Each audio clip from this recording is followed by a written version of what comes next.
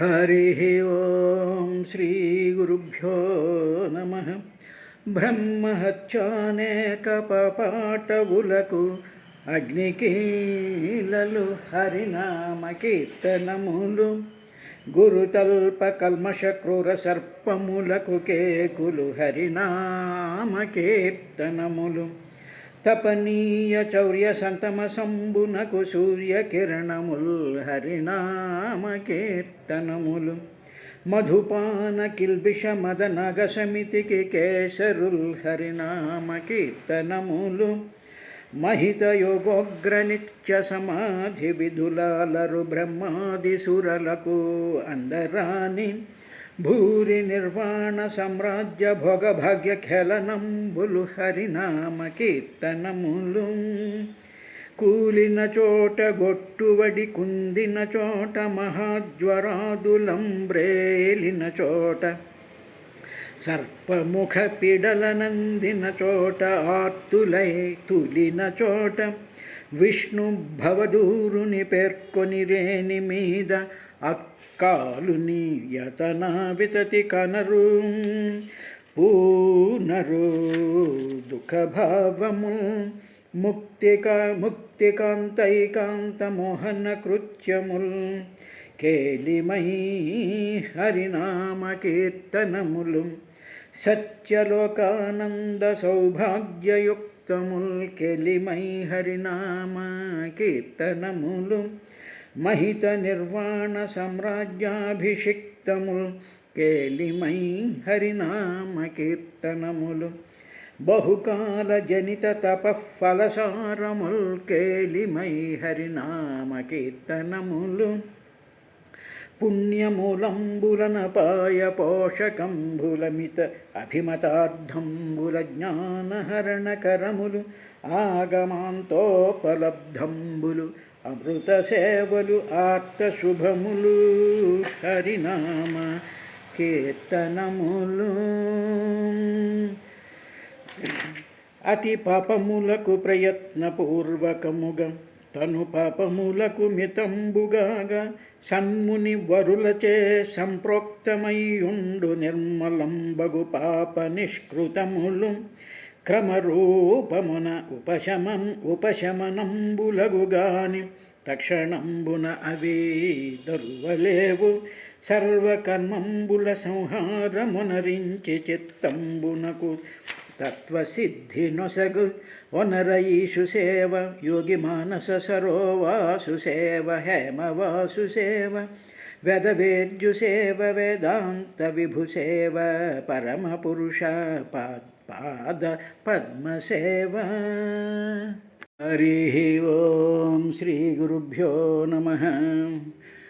ఓ విదుర, సంసారాసక్తులు శ్రీహరిని ఆరాధించడం శక్యం కాదు అని చెప్పి రుద్రుడు ప్రచేతసులు చెప్పాడు కదా అని మనం కంగారు పడక్కర్లేదయ్యా.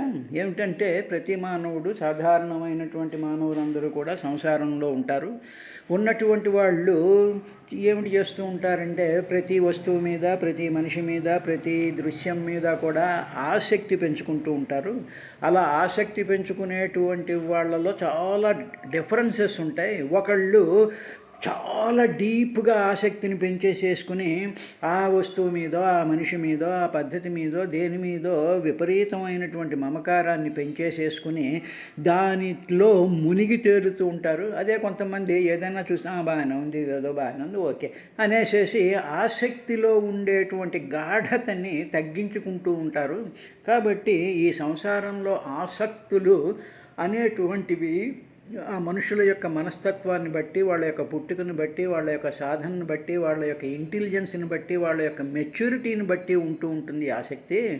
అందువల్ల సంసారాసక్తులకి దుర్లభము అన్నంత మాత్రంలో అని ఆయన చెప్పి తరువాత భయపడకండర్రా, సత్పురుషులైనటువంటి వాళ్ళు ఏకాంతంలో అనన్యమైనటువంటి భక్తిని పొందుతూ ఉంటారు.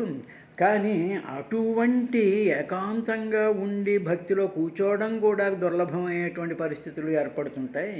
కాబట్టి నీ మీద, నీ పాదాల మీద, నీ పాదాలకు ఉండేటువంటి గోళ్లలో నుంచి వస్తూ ఉండేటువంటి ఆ దివ్యమైనటువంటి తేజస్సుని భావన చేస్తూ ఏకాంతంగా నెమ్మదిగా క్రమక్రమంగా మనం ఆ ఆరాధన చేసినట్లయితే ఈ సంసారాసక్తి అనేటువంటిది తగ్గడం ప్రారంభిస్తూ ఉంటుంది.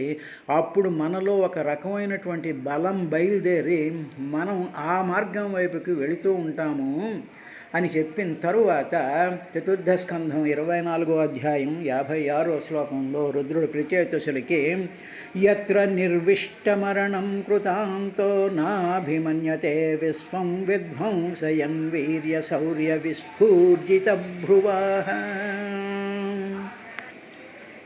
యముడు చాలా వీరోత్సాహంతో ఏం చేస్తుంటాడంటే కనుబొమ్మలు ముడివేసేసి జగత్తుని నశింపజేసేటువంటి సమర్థుడైన కృతాంతుడు అంటే ఈ యముడు అనమాట. ఆ యముడు మొత్తం ఈ ప్రపంచంలో ఉండేటువంటి ఈ సృష్టిలో ఉండేటువంటి సమస్త జీవుల్ని కూడా ఆయన కనుబొమ్మలు ముడిచి ఆ కోపంతో ఈ మొత్తం అంతటినీ కూడా నశింపజేసేటువంటి సమర్థుడు.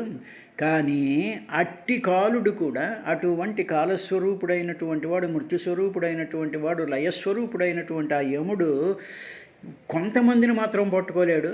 ఎటువంటి వాళ్ళని పట్టుకోలేడు అంటే ఎవరైతే నీ పాదాలని గట్టిగా పట్టేసుకుంటూ ఉంటారో, నీ పాదాల మీదే నిరంతరము మనసును పెడుతూ ఉంటారో, నీ పాదాల యొక్క ధ్యానం చేస్తూ ఉంటారో, అటువంటి వాళ్ళ దగ్గరకి, ఆ పాదాలను శరణుజొచ్చినటువంటి వాళ్ళ దగ్గరికి మాత్రం తన ప్రతాపాన్ని ఆయన చూపించడు. ఏమండి, మరి అటువంటి మహాభక్తులు చాలామంది ఉన్నారు కదా, మరి వాళ్ళందరూ కూడా శరీరాన్ని వదిలేసేశారు కదా అనేటువంటి డౌట్ రావచ్చు. ఇక్కడ ఉండేటువంటిది ఏమిటంటే తన ప్రతాపాన్ని చూపించడు అని భాగవతం వీర్య శౌర్య విస్ఫూర్జిత భ్రువాః అన్నాడు. అంటే ఏమిటన్నమాట? వీర్య శౌర్య విస్ఫూర్జిత భ్రువాః. భ్రువ అంటే కనుబొమ్మలు. చాలా వీర్యంతోనూ ఉత్సాహంతోనూ తర్వాత కనుబొమ్మలన్నింటినీ కూడా ముడి వేసేస్తూ ఇంకా ఎంతకాలం బతుకుతారా మీరు అనేటువంటి ఉత్సాహంతోనూ శౌర్యంతోనూ పరాక్రమంతోనూ ఈ జగత్తులో ఉండేటువంటి ప్రాణుల మీద పడిపోయి తీసుకెళ్ళిపోతూ ఉంటాడు. విశ్వాన్నే విధ్వంసం చేసేస్తాడు. ఆ మరణం నక్షత్రాలకి, చంద్రుడికి, గ్రహాలకి, చేతన అచేతన పదార్థాలు అన్నీ కూడా మృత్యువాత పడిపోతూ ఉంటాయి. మహోత్సాహంతో చేస్తూ ఉంటాడు. కానీ శ్రీ మహావిష్ణువు యొక్క హరి యొక్క పాదమూలాలను గట్టిగా పట్టుకుని ధ్యానం చేస్తూ ఉండేటప్పటికీ ఆ ఉత్సాహం, ఆ అరుపులు, ఆ కేకలు, ఆ బొబ్బలు అవన్నీ వచ్చి చేతులు కట్టుకుని వచ్చేసేసి, అయ్యా నువ్వు పాదమూలాన్ని పట్టుకున్నావు, అందుకని కనుబొమ్మలను తగ్గించేసి కొంచెం వినయంగా తల వంచి, నేను మృత్యుని, కాలస్వరూపాన్ని, నీ ఆయుష్ ముగిసింది కదా, బ్రహ్మగారు నీ ఆయుష్ ఇంతే రాశారు కదా, దయచేసి నాతో వస్తావా, వస్తే నేను మర్యాదగా నేను తీసుకెళ్ళిపోతాను అని నా అభిమన్యతే. తన యొక్క అభిమానాన్ని, ఆ క్రూరత్వాన్ని, ఆ శౌర్యాన్ని, వీర్యాన్ని నీ పాదాలను శరణు పొందినటువంటి వాళ్ళ దగ్గర మాత్రం అలా చేయడు. బయట నిలబడి స్వామి మీరు ఎప్పుడు వస్తానంటే అప్పుడు రెడీగా నేను తీసుకెళ్తాను అంటాడు. అప్పుడు సాక్షాత్తు కాలస్వరూపుడు కూడా శ్రీ మహావిష్ణువే కాబట్టి అప్పుడు వాళ్ళు ఆ యముడికి నమస్కారం పెట్టి, స్వామి అలాగే నువ్వు కూడా భగవంతుడి యొక్క స్వరూపానివే కాబట్టి నిన్ను కూడా ధర్మం ప్రకారం మేము ఒప్పుకోవాలి కాబట్టి అని చెప్పి మహాత్ములైనటువంటి వాళ్ళు అందరూ కూడా ఆ కాలస్వరూపుడికి నమస్కారం పెట్టి వెళ్ళారే తప్ప ఈ విధమైనటువంటి ఆయన ప్రతాపానికి లొంగి మాత్రం కాదు అనేటువంటి విషయాన్ని యత్ర నిర్విష్టమరణం, యత్ర నిర్విష్టం పొందిన వాణిని గూర్చి. ఎవరిని పొందిన వాడిని అంటే కృతాంతో యత్ర అరణం, ఆ శ్రీ మహావిష్ణువు యొక్క పాదమూలాన్ని శరణం పొందినటువంటి వాళ్ళ మీద మాత్రం తన ప్రతాపాన్ని చూపించడయ్యా అన్న తర్వాత ఇంకా చెప్తూ క్షణార్థేనాపి తులయేన న స్వర్గం నా పునరుద్భవం భవత్సంగిసంగస్య మర్చానాం కిముతాశిషః. ఇక మామూలుగా ఉండేటువంటి సాధారణమైనటువంటి భక్తులు ఉంటారు కదా అయ్యా ప్రత్యక్షులారా, వాళ్ళు భగవద్భక్తులతో కూడి మహానుభావులైనటువంటి వాళ్ళు నిరంతరము కూడా భక్తిభావంతో పులకితమైనటువంటి శరీరం కలిగినటువంటి వాళ్ళు, భగవంతుడే కావాలి అని కోరుకునేటువంటి వాళ్ళు, శ్రద్ధ కలిగినటువంటి వాళ్ళు, ఏకాంత భక్తులైనటువంటి వాళ్ళు నిరంతరం భాగవతాది మహాపురాణాల యొక్క పఠనం చేస్తూ వాటిని అన్వయించుకుంటూ జీవితం గడిపేటువంటి భగవద్భక్తులతోట ఎవరైనా సరే మానవులు ఒక్క అర్ధ క్షణకాలం, ఒక క్షణంలో అర్ధ భాగంగానే సత్సంగంతో ఉన్నట్టయితే వాళ్ళని కలిసి వాళ్ళతో మాట్లాడి వాళ్ళ నుంచి నేర్చుకుని వాళ్ళు చెప్పింది శ్రద్ధగా విని సత్సంగంతో ఏం చేస్తూ ఉంటారంటే వాళ్ళు అటువంటి వాళ్ళు స్వర్గాన్ని కానీ పునర్జన్మ లేని మోక్షం కానీ సమానము కాదన్నచో అటువంటి వాళ్ళు మాకు స్వర్గము అక్కర్లేదయ్యా, మోక్షము అక్కర్లేదయ్యా, వాళ్ళతో సత్సంగం చెయ్యడమే మాకు మోక్షం, వాళ్ళతో సత్సంగంలో ఉంటూ వాళ్ళు చెప్పినటువంటి ఉపదేశాన్ని ఆచరిస్తూ వాటిని మననం చేస్తూ ఉండేటువంటి వాళ్ళకి ఈ మోక్షంతో ఆ సత్సంగం సమానం కాదు. ఆ భగవద్భక్తులతో కూడి వాళ్ళ యొక్క అనుగ్రహము, వాళ్ళ యొక్క ఆరా మన మీద పడుతున్నప్పుడు అది మోక్షంతో కూడా సమానం కాదయ్యా. కాబట్టి ఇటువంటిది ఇంకా మచ్చులు కోరేటువంటి కామన్లు దానికి సాటి కావు కదా. ఇంకా సాధారణమైన మనుషులన్నీ కోరికలు కోరుతూ ఉంటారు కదా, మాకు అవి కావాలి, ఇవి కావాలి, ఆభరణాలు కావాలి, ఆరోగ్యాలు కావాలి, సుఖాలు కావాలి, కంఫర్టబుల్గా ఉండాలి, అవి కావాలి, ఇవి కావాలి అనేటువంటి కోరికలు ఇవి ఇంక ఏమాత్రం ఇవి స్వర్గమే వద్దనుకుంటారు వాళ్ళు, మోక్షమే వద్దనుకుంటారు వాళ్ళు. ఎవరు అంటే భగవంతుడి యొక్క పాదాలతో పులకించిపోయేటువంటి భక్తులతో ఒక్క క్షణం అరక్షణం వాళ్ళతో మాట్లాడితే చాలు, స్వర్గం అక్కర్లేదు మోక్షం అనుకుంటారు. అటువంటి వాళ్ళు సాధారణమైనటువంటి కోరికలను ఎవరైనా కోరుకుంటారా? కోరుకోరు కదా అని ఆయన మర్త్యానాం ఆశిష కింవుత. మర్త్యానం అంటే మానుషులు, ఆశిష అంటే కోరికలు అన్నమాట. సాధారణమైనటువంటి కోరికల గురించి ఏం చెప్పాలి అంటే భగవద్భక్తుల యొక్క సన్నిధానం, భగవద్భక్తుల యొక్క వారి యొక్క సంధానము, వారి యొక్క స్నేహము, వారి యొక్క వాత్సల్యము మనకు ఉన్నప్పుడు స్వర్గమే వద్దనిపిస్తుంది, మోక్షమే వద్దనిపిస్తుంది. అటువంటిది సామాన్యమైనటువంటి కోరికలను వాళ్ళు ఏం చేస్తాయ్యా అని చెప్పిన తర్వాత అథా అంఘ్రాఘ్రేస్తవ కీర్తితీర్థయో అంతర్బహిస్నాన విధూత పాప్మనాం భూతేష్వనుక్రోశసు సత్వశీలినాం స్యాత్ సంగమో అనుగ్రహ ఏష నస్తవ. ఇప్పుడు చెప్పాను కదయ్యా, సత్సంగంలో ఆ మహాభక్తుల యొక్క సన్నిధానంలో ఉండేటువంటి వాళ్ళు ఏం చేస్తూ ఉంటారంటే పాపాలను పోగొట్టేటువంటి పాదాలు నీ పాదాలు మొన్నే చెప్పాంగా, నీ నఖల్లో నుంచి వస్తున్నటువంటి ఆ కాంతుల వల్ల నఖదీదితి సంచన్న నమజ్జనతమో గుణ అని అమ్మవారి నామం ఉంది కదా. అమ్మవారి యొక్క పాదాల గోళ్లలో నుంచి వస్తున్నటువంటి కాంతి చేత నమజ్జన ఎవరైతే నమస్కరిస్తూ ఉంటారో అటువంటి వాళ్ళ యొక్క తమో గుణాన్ని మొత్తం అజ్ఞానం అంతటినీ కూడా నాశనం చేసేటువంటి గోళ్ళు కలిగినటువంటిది అమ్మవారు. ఆ అమ్మవారే ఈ పరమాత్మ. కాబట్టి పాపాలు పోగొట్టేటువంటి పాదాలు, ఆ పాదాలు అంత గొప్పవి అని కీర్తి కలిగినటువంటి ఆ పాదాలలో అంతఃస్నానం చేస్తారయ్యా. అంటే ఆ పాదాలను స్మరిస్తూ లోపలుండేటువంటి సమస్త ఇంద్రియాలకి కూడా స్నానం చేస్తారు. ఆ కాంతులే లోపలికి వెళ్ళి అంతఃకరణాన్ని స్నానం చేయిస్తుంది. అంటే మలినాన్ని స్నానం చేస్తే మలినం పోతాయిగా. అందువల్ల అంతఃకరణంలో ఉండేటువంటి మలినాలు ఏమిటి అంటే మనలో ఉండేటువంటి చింతలు, బాధలు, దుఃఖాలు, ప్రేమలు, ఆపేక్షలు, నిరాపేక్షలు, రోగాలు, రోష్టులు, ఇవన్నీ అంతఃకరణంలో ఉండేటువంటి మలినాలు. ఆ మలినాలన్నీ పోవాలి అంటే అంతఃస్నానం చేయాలి. నీ పాదాల యొక్క గోళ్లలో నుంచి వస్తున్నటువంటి కాంతులు అంతఃస్నానం చేస్తే లోపల వాటిని అన్ని స్నానం చేయించేసే వాటిలన్నిటి ఆ మలినాలన్నింటినీ కిందకు దోషేస్తాయ్యా. అలాగ ఆ భక్తులు అలా చేస్తూ ఉంటారు వాళ్ళు.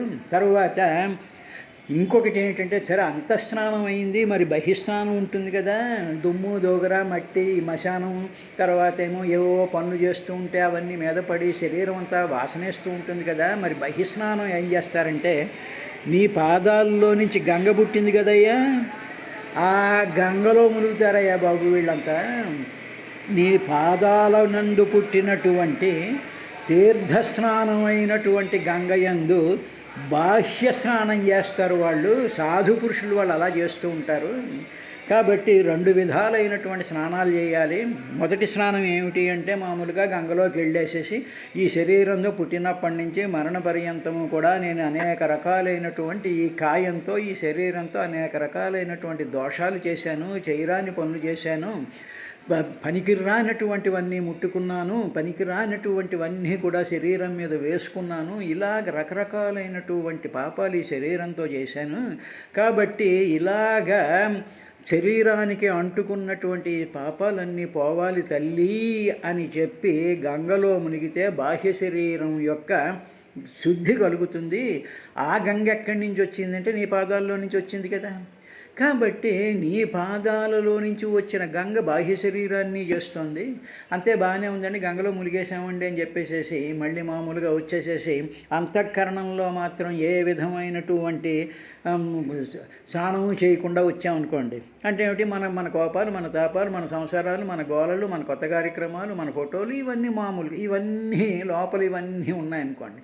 దానివల్ల ఏం ప్రయోజనం ఉంది? గంగలో స్నానం చేసి వచ్చినంత మాత్రంలో బాహ్య శరీరం శుద్ధి అవుతుంది, దట్స్ ఆల్, అంతే. మిగతా అంతఃకరణం శుద్ధి అవ్వాలి. కాబట్టి భక్తుల దగ్గరికి వెళ్ళినప్పుడు ఏం చేస్తారంటే భక్తులు రెండు విధాలైనటువంటి స్నానాలు చేయించేటువంటి విధంగా ఉంటాయి వాళ్ళ మాటలు. కాబట్టి అంత బహిస్నాన విధూత పాప్ననాం అంతః బహిః స్నానం చేయించేటువంటి పోగొట్టేటువంటివయ్యా నీ పాదాలు. అందువల్ల అలాగ సాధన చేసేటువంటి వాళ్ళు మంచి శీలం కలిగి ఉంటారు. They will have a very good character. వాళ్ళ యొక్క ఆ ప్రవర్తన కానీ, వాళ్ళ మాట కానీ, వాళ్ళ యొక్క చూపు కానీ, వాళ్ళ యొక్క తేజస్సు కానీ చాలా శీలవంతంగా ఉంటుంది. అలాంటి వాళ్ళ దగ్గరికి వెళ్ళినప్పుడు మన అంతఃకరణం కూడా శుద్ధి అయిపోతూ ఉంటుంది. కాబట్టి వాళ్ళు నీ పాదాలను పట్టుకున్నారు, వాళ్ళు బహిస్నాన విధూతంచ పాప్నానం పాపాలన్నీ పోగొట్టుకున్న వాళ్ళు. అటువంటి వాళ్ళని మనం ముట్టుకున్నాం అనుకో, అటువంటి వాళ్ళని చూసామనుకో, అటువంటి వాళ్ళలో ఒక అరక్షణం వాళ్ళతో కాలం గడిపాము అనుకో, మాకు వెంటనే ఆ వాళ్ళ ప్రభావం వల్ల మాలో ఉండేటువంటివన్నీ పోతాయి అని అలాంటి సాధు పురుషులతో మాకు సమాగమం కలుగ్గాక స్వామి, అటువంటి వాళ్ళని మాకు దయచేయ్యా. అంతేగాని ఫోటోలు తీయించుకునేవాళ్ళు, ఏవో రకరకాలైనటువంటి పనికిరాని దోష కార్యక్రమాలు చేసేటువంటి వాళ్ళతో మనకి సాంగత్యం ఏమిటి?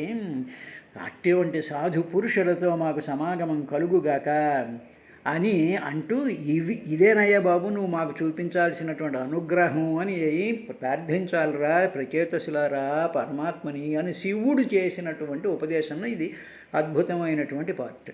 ఏమండి మరి సాధు పురుషులు ఎవరో మనకి తెలియదు కదా. నిజమే, తెలియదు. సాధు పురుషులు ఎవరున్నారో తెలియదు. ఓకే, బాగానే ఉంది. సాధు పురుషులైనటువంటి భగవాన్ రమణ మహర్షో, పరమాచార్యులు వారో, రామకృష్ణ పరమహంసో, లేకపోతే మహానుభావులైనటువంటి వాళ్ళు ఎంతోమంది చరిత్రలు ఉన్నాయి కదా. ఆ ఫోటోలు పెట్టుకోండి, ఫోటోలు పెట్టుకుని వాళ్ళతో కాలక్షేపం చేయండి, వాళ్ళతో మాట్లాడుతూ ఉండండి.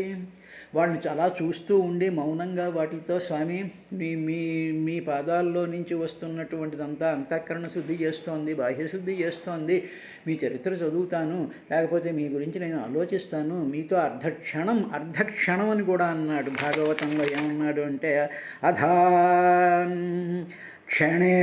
క్షణార్ధేనాపి అర్థం అంటే క్షణంలో సగం భాగమైనా సగం భాగం అయినా కూడా వాళ్ళ యొక్క ప్రభావం అంతగా ఉంటుంది. అందువల్ల మనం ఇప్పుడు గుళ్ళో ఏదో పంచి పట్టేసేసుకుని అక్కడ ఉండేటువంటి వాళ్ళ దగ్గరికి వెళ్ళిపోతే వాళ్ళు ఏదో సాధు పురుషులు అనుకుని ఇవన్నీ చేయక్కర్లేదండి.